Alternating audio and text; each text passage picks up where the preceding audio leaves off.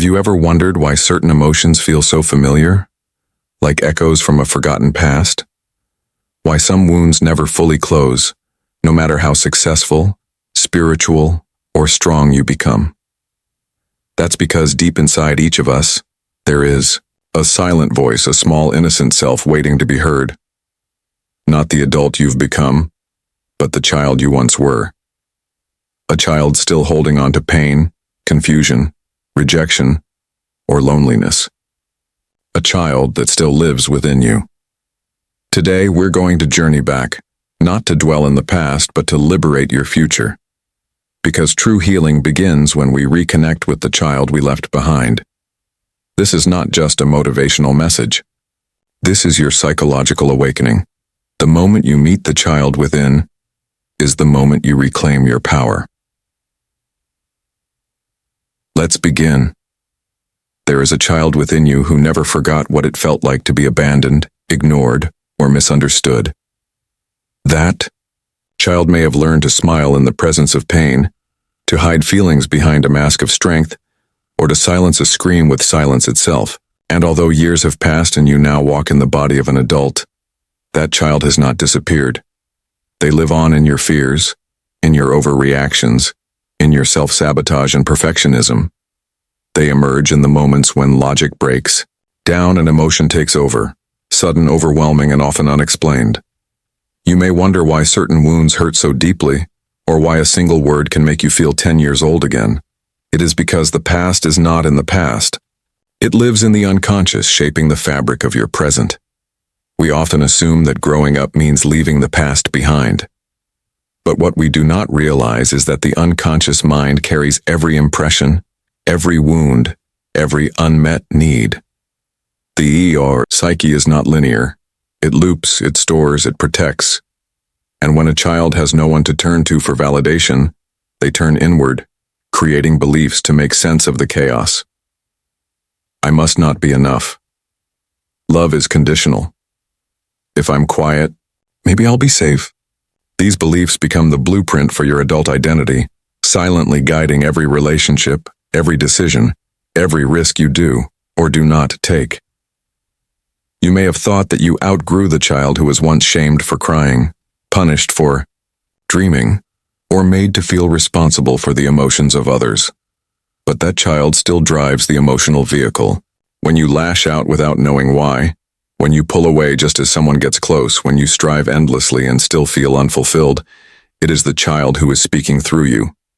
Not because they are broken, but because they are unheard. Because long ago they concluded it was safer to be invisible than to be rejected. And the adult you have become has simply become the protector of that conclusion. Look honestly at your patterns. Do you find yourself drawn to people who treat you the way your caregivers once did? Do you reject compliments but cling to criticism? Do you exhaust yourself trying to be good enough, only to feel like an imposter in your own life? These are not coincidences. They are repetitions. The psyche will recreate familiar emotional environments, not because they are pleasant, but because they are known. And the unconscious prefers what is familiar to what is unfamiliar, even if the familiar is painful. This is the tragedy and the beauty of the human soul. It longs to resolve what was once incomplete. And so it will bring the past into the present, over and over again until the child is finally seen, finally heard, finally held. Healing does not come from success or intellect alone. It comes from the sacred moment when you choose to stop running and turn inward, to face the pain not with judgment, but with compassion. To recognize that your worst behaviors are not flaws, but adaptations. That the parts of you that sabotage are also the parts that once protected you from what you were too young to understand. The path to wholeness is not paved with denial, but with remembrance. You must go back, not to stay, but to recover the pieces of yourself you left behind.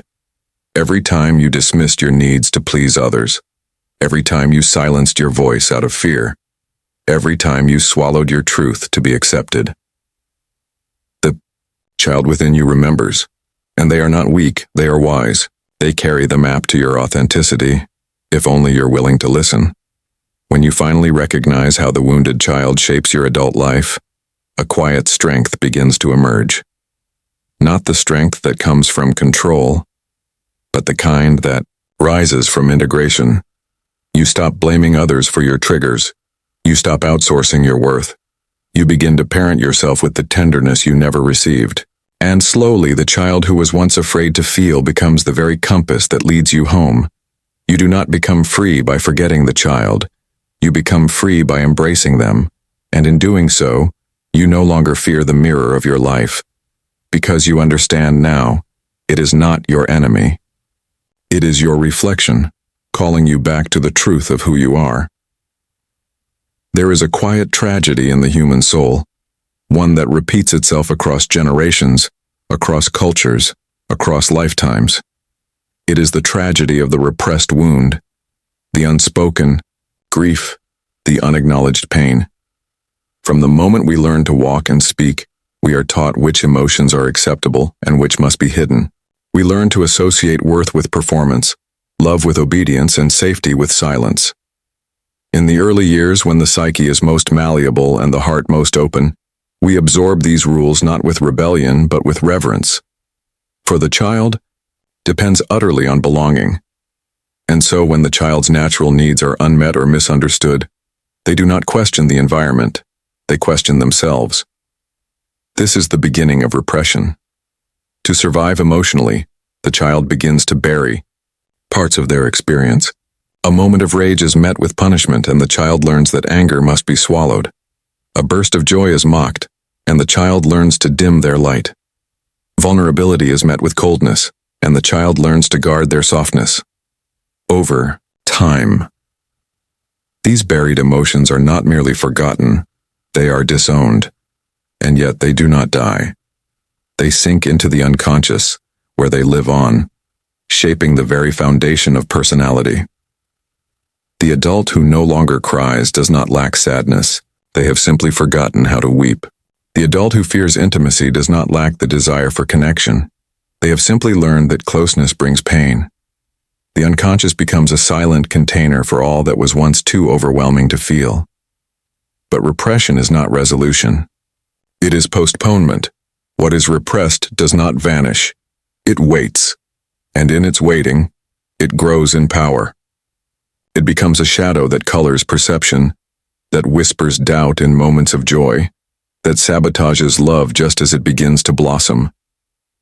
A man who was shamed for needing affection may now mock tenderness in others. A woman who was never allowed to express anger may now erupt at the smallest provocation. These are not moral failures. They are psychological echoes. They are the soul's attempt to complete an emotional experience that was once interrupted. You see, the psyche seeks wholeness. It longs for completion, not perfection. And what is unintegrated will always demand to be seen. The more we push it away, the louder it becomes, not in words, but in symptoms. Depression is often the cry of the repressed self. Anxiety, the signal of unprocessed fear. Addictions, compulsions, chronic restlessness, these are not defects but messages. The unconscious is not cruel. It is persistent. It will use whatever means necessary to call our attention back to what we have forgotten. But recognition is where transformation begins. To recognize a repressed part of the self is not merely to remember. It is to welcome. It is to say, I see you, you are part of me, and I will no longer pretend you do not exist. This act alone, though simple in appearance, is among the most powerful gestures in human development, because to recognize is to reintegrate, and when a previously exiled part of the psyche is allowed to return, energy that was once locked in suppression is released. We feel lighter, clearer, more whole. The past no longer grips us like a chain. It becomes a teacher, a guide, a source of strength. But recognition requires courage. Not the loud, heroic kind, but the quiet courage to sit with discomfort. It asks us to revisit memories that may tremble with pain.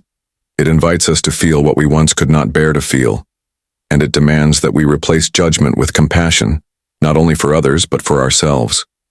Because often the hardest thing to admit is not what happened to us, but how we responded to it. We may feel shame for having cried too much or not enough, for having stayed silent, for having numbed ourselves just to get through. But every survival pattern was born of necessity. Every adaptation was the best choice available to a child in a world too complex to understand. There is no shame in survival. There is only grief in staying stuck there. When we begin to recognize these inner realities, something remarkable happens. We stop identifying with the persona, the mask we wear for the world, and we begin to see the self. The true self. The one who felt the pain. The one who carried the wound. And ultimately, the one who can now offer healing. You become both the wounded child and the wise adult, both the seeker and the guide. You are no longer fragmented, but integrated. The light of consciousness begins to touch the shadow and in doing so dissolves its grip. This is why repression fails us in the end. It is an illusion of peace, a fragile surface-level stillness that masks the deeper storm. True peace comes not from denial, but from acceptance, not from avoidance, but from presence. To heal, we must turn toward the very things we've spent a lifetime running from. We must make space in our inner world for every abandoned voice, every dismissed emotion, every silenced truth. This is not a process of reliving trauma for its own sake. It is not about wallowing in the past or becoming defined by pain.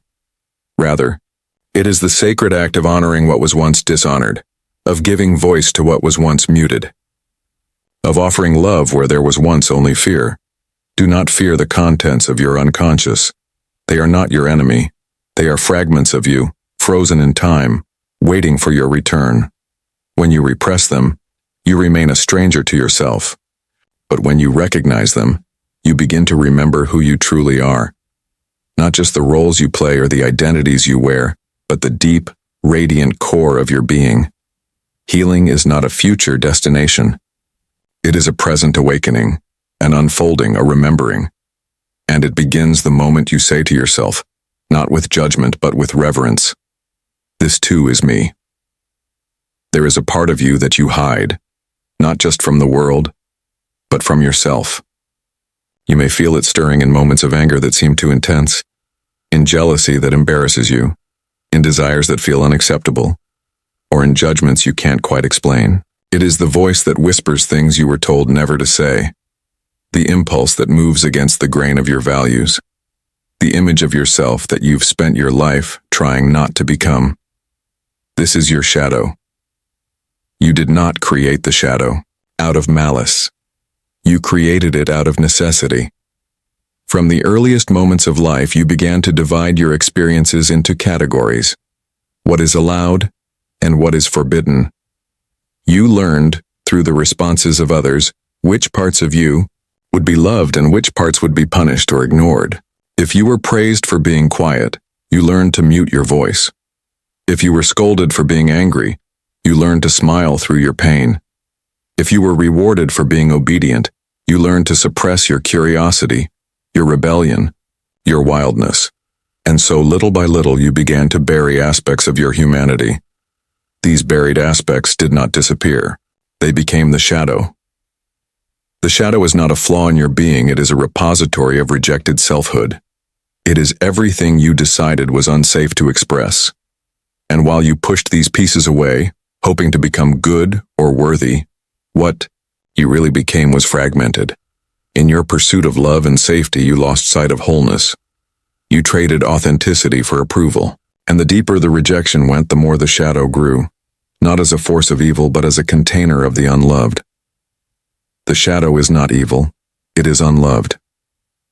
This distinction is vital, because we often believe that what is hidden in us must be shameful. We are terrified of our own darkness. We fear that if we truly looked inward, we would discover something monstrous. But this fear is not based on truth. It is based on the judgment of a child who internalized the reactions of others. The child who was scolded for being too loud did not stop wanting to speak. They simply decided their voice was dangerous. The child who was punished for expressing anger did not stop feeling anger. They simply decided that anger made them unlovable. These are not truths. These are conclusions drawn in vulnerability. And the adult who continues to live by them does So out of habit, not necessity. To turn toward the shadow is not to become wicked. It is to become whole. Because what you repress gains power over you, but what you bring into the light loses its grip. The anger you ignore becomes rage. The fear you deny becomes anxiety. The desire you suppress becomes compulsion. But when you acknowledge these forces within you, not with condemnation but with curiosity, you begin to reclaim what was never meant to be lost. Imagine the shadow as a child standing in a dark room, waiting for someone to open the door. That child is not dangerous. They are frightened. They have waited a long time to be seen, to be heard, to be told that their feelings are valid. When you shut the door, they do not disappear. They knock louder. And if you refuse to answer, they find ways to slip through the cracks, through projection, sabotage, and misdirection. You begin to see in others what you cannot face in yourself. You resent what you repress, you hate what you secretly fear you are. But when you open the door, you change the entire dynamic. You become the witness instead of the prisoner. You become the healer instead of the judge. The journey into the shadow is not a descent into chaos. It is a return to truth. The truth that you are not divided, that you contain multitudes, that your light is not diminished by your darkness, it is made deeper, richer, more profound. When you integrate your shadow, you stop living in conflict with yourself. You no longer have to perform for the world while hiding from your own reflection. You begin to trust yourself, not because you have purged all bad parts, but because you have made peace with all parts. This inner peace is not passive.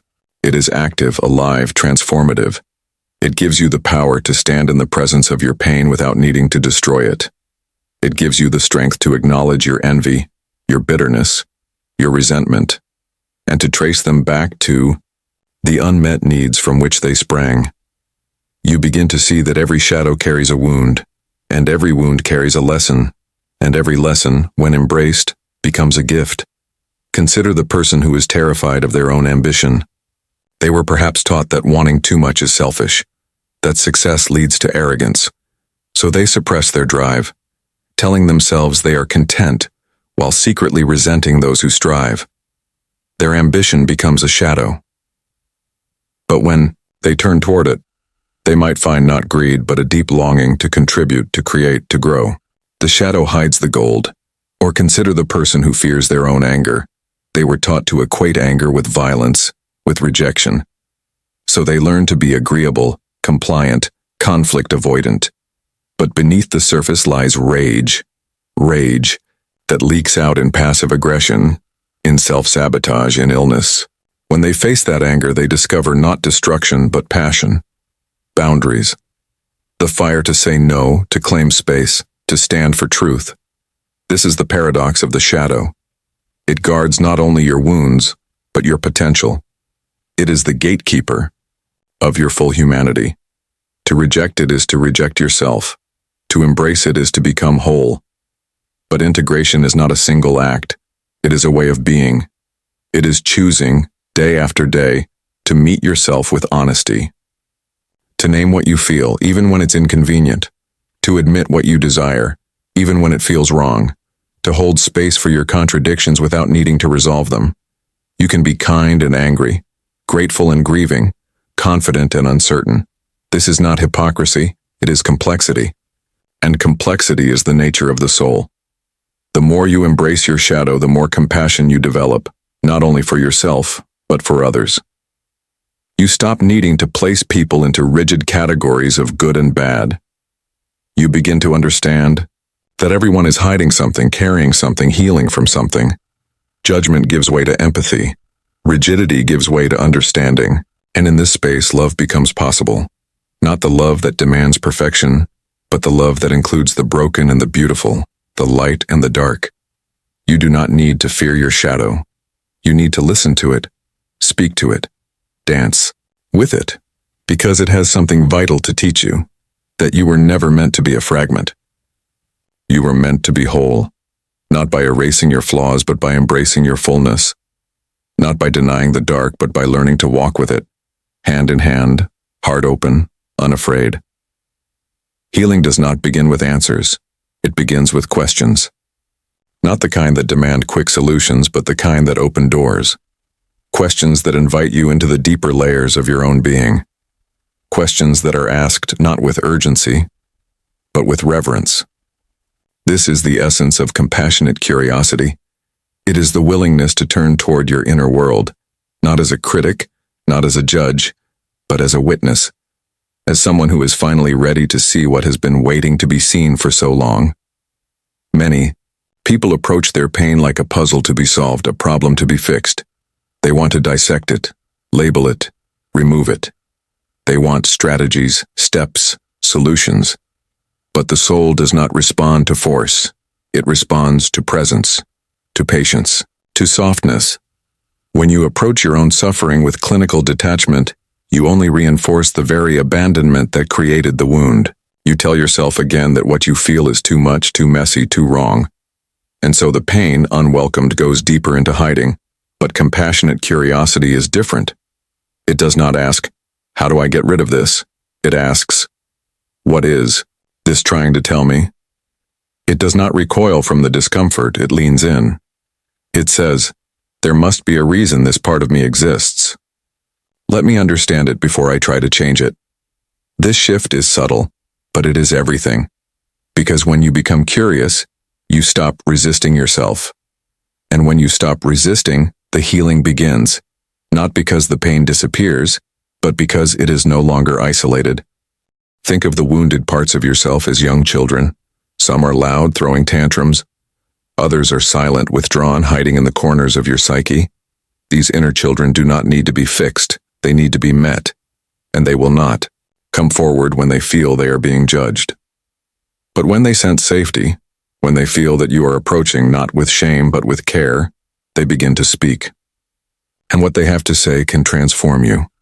You might discover that your anxiety is not madness, but a protector that once kept you alert in an unpredictable world. You might realize that your perfectionism is not vanity, but a desperate attempt to earn love through excellence. That your avoidance is not laziness, but a defense against the overwhelm of being too much too soon. Every behavior, every symptom, every strange pattern has a story. And if you listen deeply, you will find that none of them are random. All of them were learned in response to something. All of them made sense once. The tragedy is that most people go their whole lives punishing themselves for the very adaptations that help them survive. They berate their sensitivity. They ridicule their emotional needs. They silence their sadness. They confuse coping mechanisms with character flaws. But when you bring compassionate curiosity to your inner experience, you begin to dismantle this cruel misunderstanding. You begin to see that everything inside you is working toward the same goal: safety, belonging, love. And even the most self-sabotaging parts are doing their best to achieve that goal in the only way they know how. This realization can melt years of self-loathing in a single moment. But curiosity alone is not enough. It must be infused with compassion. Curiosity asks the questions. Compassion holds the answers gently. Together they create the conditions for integration. They create a space within you where the wounded parts do not feel exiled, but embraced. And in that space, those parts begin to transform, not through force but through relationship. You may begin to notice how your triggers are not random explosions but invitations. Each time you overreact, each time you shut down, each time you fall into familiar patterns, it is the psyche calling you home. It is not trying to sabotage your life. It is trying to bring something to your attention, something unresolved, something forgotten, something important. But you must slow down enough to hear it. We live in a world that rewards speed, performance, and control. But the soul speaks in whispers. It asks you to pause, to breathe, to notice. It asks you to follow the trail of your emotions, not to avoid them, but to understand them. Why does that rejection hurt so much? Why do you feel panic when someone pulls away? Why do you find yourself sabotaging what you claim to want? These are not signs of failure. They are sacred questions. And your willingness to sit with them, without rushing to answer, changes everything. Compassionate curiosity allows you to see your inner world as a living ecosystem, not a battlefield. You begin to recognize that even the most painful emotions have intelligence, that grief carries love, that fear carries wisdom, that guilt carries values, and that shame, as crushing as it can feel, often carries a yearning to be seen and forgiven. These emotions are not there to destroy you. They are there to guide you, but they will only guide you if you are willing to stay. Staying with discomfort is perhaps the most radical act of healing. Not because it is dramatic or heroic, but because it is so rare. Most people run. They distract, they numb, they intellectualize. But when you stay, when you bring warmth to the cold corners of your inner world, you begin to rewrite the story. The story that says you are too broken to be healed, too damaged to be loved, too far gone to come back. You begin to discover that the very act of turning inward with compassion is what you have always needed. Not someone to rescue you, not someone to fix you, but someone, yourself, to finally sit beside you and say, "I'm here. I see you. Let's explore this together." That is what compassionate curiosity does. It does not pathologize your pain. It dignifies it.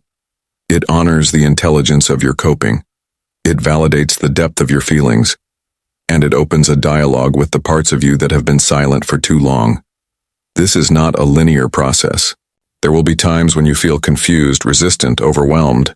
There will be days when the old habits feel stronger than your awareness. That's natural. That's human.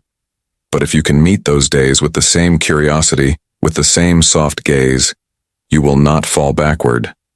You will deepen. You will root more firmly into the truth that you are not your pain, but the one who is learning to hold it. And the more you practice this inner listening, the more fluent you become in your own emotional language. You begin to respond to yourself with kindness instead of critique. You begin to recognize early signals instead of waiting for breakdowns. You become the safe place you are always seeking in others. And from that place, healing becomes not a goal but a way of being, because healing in its truest form is not about fixing the self. It's about befriending the self.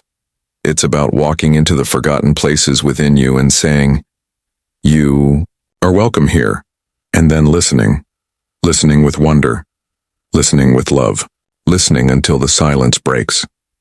There is a self within you that is deeper than your roles, your achievements, your defenses, a self that existed before the masks, before the conditioning, before the world told you who you had to be. This self is not a fantasy or an ideal. It is real, vital, and alive, even if long hidden. It is the authentic self. And it cannot emerge in an atmosphere of fear. It cannot blossom in the presence of shame. It waits silently for one thing above all else: safety. Not the safety of the outer world, but the safety of the inner one. The kind of safety the inner child needs in order to finally come forward. No longer trembling, no longer performing, but simply being. Every human being carries within them a child self. Not metaphorically, but psychologically. A set of needs, memories, and impressions formed in the earliest years of life. That child learned quickly what was welcomed and what was rejected. Some learned that crying led to punishment, so they learned to hold their tears. Others discovered that speaking their truth led to ridicule, so they learned to stay silent. Some learned that being too happy, too sad, too excited, or too angry threatened the stability of their environment, so they trimmed the edges of their personality to fit into what was expected. This is not weakness. This is intelligence. The child adapts because belonging is survival. But the price of adaptation is authenticity. The authentic self never dies. It simply retreats. It waits behind the curtain while the false self takes the stage. And the false self performs well. It becomes the pleaser, the achiever, the perfectionist, the caretaker, the rebel, the chameleon. It earns praise, acceptance, even admiration. But inside there is a hollowness, a feeling of being unknown even to oneself. Because when the child within you has not been made to feel safe, you continue to live from a place of self-protection rather than self-expression. You act not from who you are, but from who you think you must be to avoid pain. The authentic self can only return when the inner child feels seen, heard, and protected, perhaps for the first time. This is not a theoretical process. It is a deeply emotional and psychological reconfiguration. It means turning inward with such tenderness that the frightened parts of you begin to relax. It means offering to yourself the presence, validation, and compassion that may have been missing in your formative years. It means reparenting the child within you, not as a duty, but as a sacred act of remembering. You do not find your authentic self by searching outward. You uncover it by creating a new relationship with the parts of yourself you once abandoned. The child who was scolded for being sensitive still longs to feel. The child who was told to grow up too fast still longs to play. The child who never felt safe to make mistakes still longs to create freely. These are not sentimental yearnings, they are clues. Clues pointing you back to your deepest essence. But to offer safety to the child within, you must become something you may have never had: a secure inner presence. One that does not mock your fear, rush your process, or minimize your pain. You must learn to sit with discomfort without turning away. To meet your triggers not with punishment, but with curiosity. To speak gently to yourself when old patterns arise. This is not indulgence, it is maturity. Because you are no longer reacting from the wounded child, you are responding as the conscious adult who is willing to lead with love. As this safety deepens, something extraordinary happens. You begin to feel a loosening. The armor you've worn for years starts to crack, not in destruction but in liberation. You find yourself laughing more freely, crying more openly, speaking more truthfully. You take up space without apology. You say no without guilt. You create without seeking permission. These are not signs of rebellion, they are signs of return. The return of the self that was never lost, only hidden. But this emergence is gradual. The authentic self does not flood in all at once. It reveals itself in glimpses, in the moments you dare to act differently, speak honestly, trust your instincts. In the moments you pause and ask yourself, what do I want? What do I feel? What do I need? Not from fear of rejection, but from a growing sense that your inner truth is worth listening to. Many people go through life waiting for someone else to give them permission to be themselves. They wait for the perfect partner, the ideal job, the supportive family. But no one else can make your child's self feel safe. Only you can. And that is where true power lies. When you begin to build that inner sanctuary, when you stop abandoning yourself in the same ways you were once abandoned, you become unshakable. Not because life no longer hurts, but because you are no longer disconnected from your core. You are no longer negotiating your identity for love. You are no longer dimming your light to avoid discomfort. This self, the one who is playful and wild, deep and sensitive, wise and intuitive, this self does not ask for permission. It does not try to impress or conform. It simply is. And when it finally feels safe enough to step forward, the whole world begins to change. Not because the world itself is different, but because you are finally showing up as who you truly are. You begin to attract different relationships, ones that resonate with your truth, not your mask. You find joy in simplicity, depth in silence. You stop chasing validation and start cultivating presence. You live from the inside out rather than the outside in. And in that shift, life becomes not a performance but a practice. A sacred practice of alignment. This is why healing the inner child is not just emotional work, it is spiritual work. It is the reclamation of your soul's voice. And that voice has been waiting patiently, gently, faithfully for you to return. Not to become someone new, but to remember someone ancient, someone whose laughter once came easily, someone whose imagination had no limits, someone who trusted life before they were taught to fear it. You do not need to earn your authenticity. You need only to remove what obscures it. The judgments, the shoulds, the self-doubt, the fear of being too much or not enough. These were never yours to begin with. They were inherited, imposed, and they can be released, not all at once, but piece by piece, breath by breath, through the steady presence of one who finally says, I am here now. I will protect you. I will not leave you again. As that promise deepens, so does the expression of the self. It is not loud, but it is unmistakable. It speaks through integrity, creativity, vulnerability, and love. It does not need to dominate or defend. It does not seek to conquer. It seeks to connect, to create, to grow. And when the child within you feels safe, truly, deeply safe, you do not become someone else. You become who you were always meant to be. There is a silent myth that follows us through life, etched deep into the subconscious. The myth that healing means becoming perfect. That peace arrives when all flaws are corrected, when all wounds are erased, when we finally become the version of ourselves we imagine is worthy of love. We chase this illusion, sometimes for decades, polishing the surface of our lives while hiding what we believe is unacceptable underneath. But this pursuit of perfection is not the path to healing. It is the path to disconnection. The soul does not seek perfection. The soul longs for integration, and it is only through integration that we find wholeness. Integration is the act of making space for all that we are, not just the light but the shadow, not just the joy but the sorrow, not just the strength but the vulnerability. It is a turning inward with the intention to gather, not to judge, to include, not to exile. The fragmented parts of the psyche, the wounded child, the angry protector, the fearful adolescent, are not obstacles to be overcome. They are voices within the self that have been separated, often through trauma or shame, and they long to be brought home. When we speak of integration, we are speaking of homecoming, a return to the totality of who we are, not a sanitized, edited version, but the raw, truthful, multifaceted self. In our early development, we learn to divide ourselves. We push away what others reject. We deny what threatens our belonging. We disown what makes us feel different, dangerous, or difficult. These rejected parts do not vanish.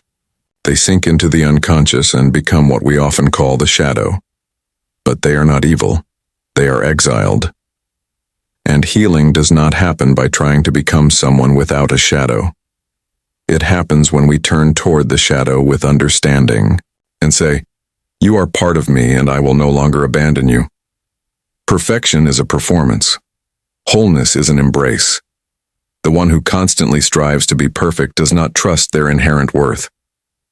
They believe love must be earned, that being flawed is dangerous, that vulnerability is weakness. But these beliefs are not truths.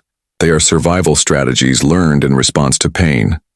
They are relics of a time when you had to split yourself to stay safe. The child who was only praised when being good learns to hide their messiness. The one who was shamed for mistakes becomes obsessed with getting it right. These internal adaptations were wise once, but they become prisons when left unexamined. Integration invites you to look beneath the behavior and ask, what pain is this protecting? What truth is this disguising? When you ask these questions without judgment, you open the door for healing to occur naturally. You realize that the parts you've tried hardest to hide are often the ones that carry the most wisdom. The anger you suppress may hold your boundaries. The grief you avoid may hold your depth. The fear you minimize may hold your intuition. Each part, when welcomed, brings back a piece of your power. To integrate is to relate, to be in relationship with yourself at every level of consciousness. It means no longer trying to amputate your pain but learning to hold it, not as a burden, but as a messenger, a guide. The inner critic that once seemed cruel may reveal itself as a terrified protector, trying to shield you from rejection. The shame that seemed to haunt you may soften when given a voice. You discover that every part of you has a reason for being, that nothing in you is meaningless or random, and it is in this realization that compassion is born. Compassion is not pity. It is the clear seeing of the truth infused with love. It says, I understand why you are the way you are. It acknowledges the suffering beneath the surface. When compassion is present, healing accelerates, not through effort, but through presence. You no longer need to fix yourself because you begin to understand that you were never broken. You were split. You were divided by necessity. And now, you are being called to bring the pieces back together. This is not easy work. Integration demands honesty. It asks you to face what you have avoided. It challenges you to feel what you have numbed. It requires patience, because the parts of you that have been exiled will not return quickly. They will test you. They will ask, "Are you sure it's safe now? Are you sure you won't reject me again?" You must become a steady, loving presence in your own inner world, the one you needed when the fragmentation first occurred. The reward of this work is not perfection, it is peace. A peace that comes not from the absence of struggle, but from the presence of inner harmony. You begin to live from the whole self, not just from the persona you created to survive. You find that your decisions align with your values, your relationships reflect your truth, and your creativity flows more freely. You feel less like a stranger in your own skin. There is a groundedness, a rootedness, a sense of being connected to something deeper than the surface of your life. Wholeness does not mean you no longer feel pain. It means you no longer fear it. You know how to meet it. You know it will not destroy you. Because now, you have developed the inner structure to hold it. You are no longer fragile, not because you are invulnerable, but because you are integrated. You can bend without breaking. You can grieve without losing yourself. You can face the mirror without looking away, and you no longer need to prove your worth. The striving ends. The performance ends. The illusion that love is conditional begins to dissolve. You love yourself not because you meet a standard, but because you are whole. That is the sacred reversal. You move from living to earn love to living from love, from managing impressions to expressing truth, from editing your soul to embodying it. This does not mean you are always graceful, always wise, always kind. Integration is not a straight line. It is cyclical, spiral, alive. There will be regressions, ruptures, moments of forgetting. But even these are part of the wholeness, because now you know how to return. You know that falling apart does not mean you are failing. It means something is ready to be seen more deeply. You know that repair is possible, that nothing is final, that growth continues as long as you are willing to keep showing up. The work of integration is not glamorous. It happens in quiet moments, when you pause before reacting, when you listen to an inner voice you once dismissed, when you forgive yourself for something long ago. It is the small choices that rewire your reality. The daily courage to be honest. The sacred commitment to not leave yourself again.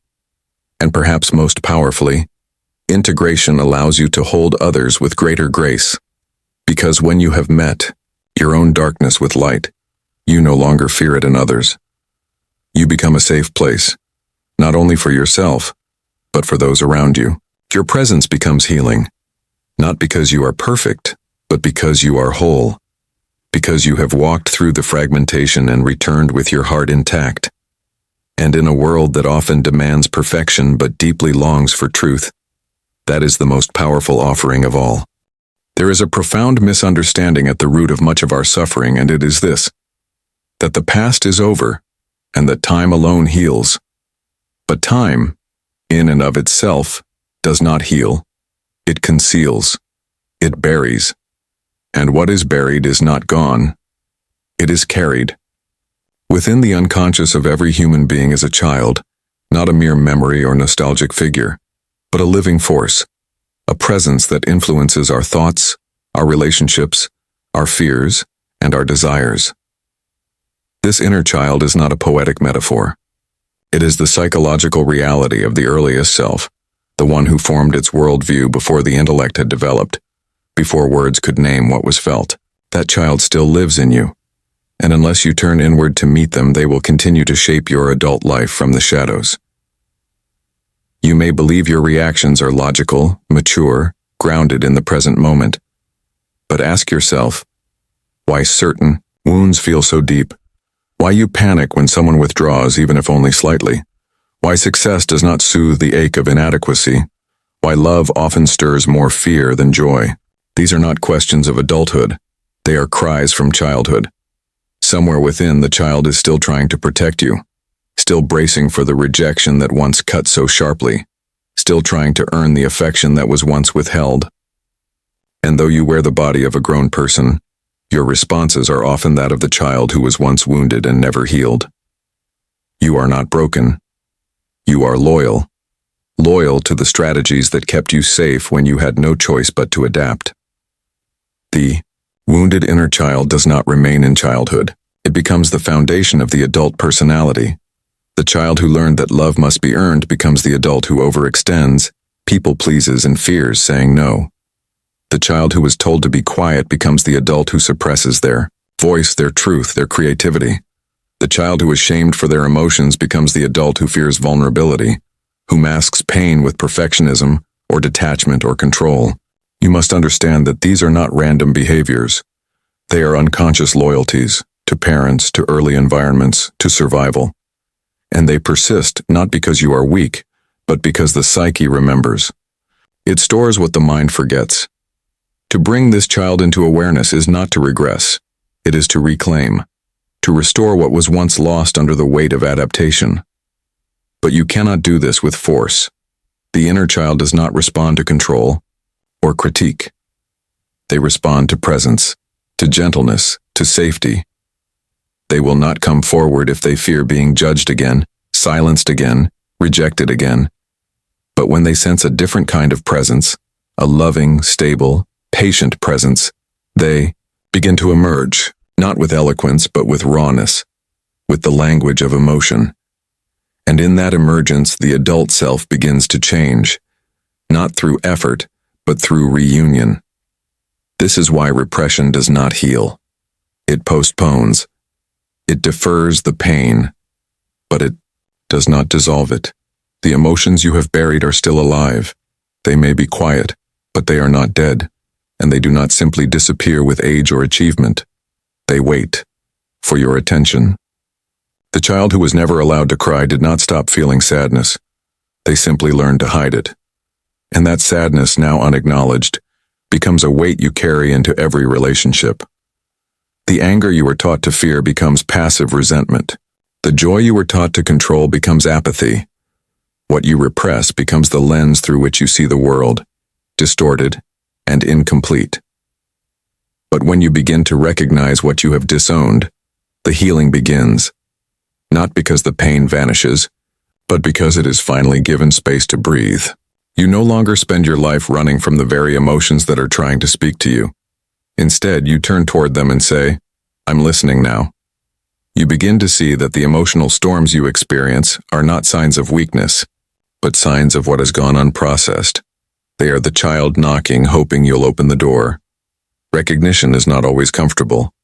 It means grieving what you did not receive. It means acknowledging that some of the beliefs you've built your life upon were never true, that you are not too much, that your needs were never wrong, that your emotions are not dangerous. This kind of grieving is sacred. It is not a regression into sorrow, but a path through it, a ritual of truth-telling to yourself. And in the telling, the burden begins to lift. Not all at once, but gradually, like layers shedding from the soul. But in the process of recognition, you will meet what many fear most, the shadow. The shadow is not your enemy. It is the container of all you were forced to reject in order to be accepted. The parts of you that were inconvenient, embarrassing, unruly, or too tender to show. The shadow holds your anger, your fear, your sexuality, your power, your brilliance, your madness, your unexpressed creativity. It is everything you were told not to be, and because of that, it is also everything that still holds the key to your aliveness. To face the shadow is not to invite chaos, but to retrieve your lost energy. What you keep in the dark owns you. What you bring into the light transforms you. But this light is not harsh. It is not judgmental. It is the soft light of awareness infused with love. The same love the child within you once craved. When you approach your shadow with compassionate curiosity, you begin to see not demons but wounds, not pathology, but adaptation. You understand that the rage is not evil. It is the voice of boundaries never allowed. That the jealousy is not petty. It is the mirror of your disowned desires. That the anxiety is not irrational. It is the echo of instability once endured. Everything in the shadow has a purpose. It was exiled for a reason, and it can only be restored through relationship. A relationship not of domination, but of listening. The child who lives in the shadow does not need to be fixed. They need to be welcomed, to be told perhaps for the first time, you belong. And in that belonging, the false self begins to soften, the compulsions lose their grip, the defenses become unnecessary, the mask cracks, not in despair, but in relief. You become more human, more whole, not by becoming perfect, but by embracing your complexity, by no longer fearing the messiness of being alive. The light is not more valuable than the dark. The wholeness comes from integration, from allowing both to exist within you in dialogue and balance. And through this, you begin to live not from a wound, but from a center. A place deep within that does not need to pretend or perform, but only to be. And in that being, you rediscover your freedom. Not the freedom of escape, but the freedom of return, to the self you have always been beneath the scars. The one who still laughs without restraint, who dreams without permission, who cries without apology, the one who once was and still is waiting to be seen. There is a particular turning point in one's inner life, a moment when the question shifts from, what is wrong with me, to, what is this trying to teach me? That shift is where healing truly begins, not in harshness or critique, but in compassionate curiosity. For so long we were taught to approach ourselves like machines. If something is broken, you fix it. If something doesn't work, you discard it. But the soul is not a machine. It does not require fixing, it requires understanding. It calls not for dissection, but for communion. And when you meet yourself with open eyes and a soft heart, you begin to hear what the pain has been whispering all along. This compassionate curiosity is the beginning of real transformation. You stop reacting to your symptoms with frustration and start responding with inquiry. You begin to ask, why do I feel this way? When did this begin? What was happening in my world when I learned to carry this fear, this tension, this silence? These are not the questions of the critic. They are the questions of the healer. And when you ask them sincerely, the unconscious starts to speak. Not in words, but in memories, in sensations, in symbols and dreams. It begins to unravel the tightly held knots of identity that were formed not out of authenticity, but out of survival. Compassionate curiosity does not demand instant resolution. It knows that some wounds are ancient and that they open slowly, like petals blooming in the warmth of attention. There will be days when you feel progress and days when the past grips you with fresh urgency. But even in the regressions, there is movement. Even in the darkness, something within you is trying to emerge. The key is to stay present, stay open, stay kind. Because what you judge, you push deeper into the unconscious. But what you accept, you begin to integrate. When you approach yourself this way, the inner child begins to trust you. They sense the difference between performance and presence. They recognize the tone of safety. And in that safety, the truth can surface. Not the polished truth of the adult persona, but the raw, unfiltered truth of the child who once had no voice. That child remembers everything, not in language, but in emotion. They remember what it felt like to be dismissed, to be rushed, to be told that their pain was too much. And when you finally allow those feelings to be expressed, to be honored, a deep thaw begins to occur. What was frozen begins to flow. It is through this steady, loving presence that your authentic self begins to emerge. Not because you force it out, but because you have created the conditions in which it can safely return. The authentic self is not loud or demanding. It is quiet, patient, and waiting. Waiting for you to stop betraying it in favor of who you think you should be. Waiting for you to stop running from the parts of you that are still afraid. And when it finally feels safe, it begins to step forward. Not in grand declarations, but in small, powerful moments. You speak your truth without trembling. You say no without guilt. You follow your intuition without needing to explain. This self is not a version of you that never struggles. It is the version of you that is rooted in alignment. The version that no longer needs to seek validation in every interaction. the version that honors both strength and softness. When the inner child feels safe, the masks begin to fall away. The behaviors that were once compulsive become conscious choices. The people you once tried so hard to please no longer hold the same power.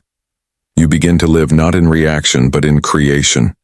You are no longer performing a role, you are embodying a truth. But this process is not about achieving a final state. That, too, is an illusion. Integration does not lead to perfection, it leads to wholeness. The psyche is not seeking flawlessness, it is seeking balance. To be whole means to make room for all parts of yourself. The light and the dark, the joy and the grief, the clarity and the confusion. It means no longer casting parts of yourself into exile because they make others uncomfortable, or because they do not fit your idea of who you are supposed to be. Perfection is the armor of the wounded self. It is the attempt to be untouchable, uncriticizable, invulnerable. But wholeness is the courage to be seen in your full humanity, to weep when you need to rage when you must, to rest when you are tired, to risk love again even when you have been hurt. This is not weakness, it is profound strength, because it means you are no longer fragmented. You are no longer hiding from yourself. The integrated self does not need to dominate the world, it seeks to understand it. It does not need constant affirmation, because it has learned to affirm itself. It does not collapse under the weight of uncertainty, because it knows that the inner ground is steady, and that steadiness comes from the knowledge that no part of you is unworthy of love, that you can be flawed and still be worthy, that you can fall and still rise, that you can carry the wounds of your past and still be free. True integration also changes how you relate to others. You stop projecting your disowned parts onto them. You stop needing them to be your savior or your scapegoat. You begin to see people not as characters in your old story, but as beings with their own stories, their own wounds, their own shadows.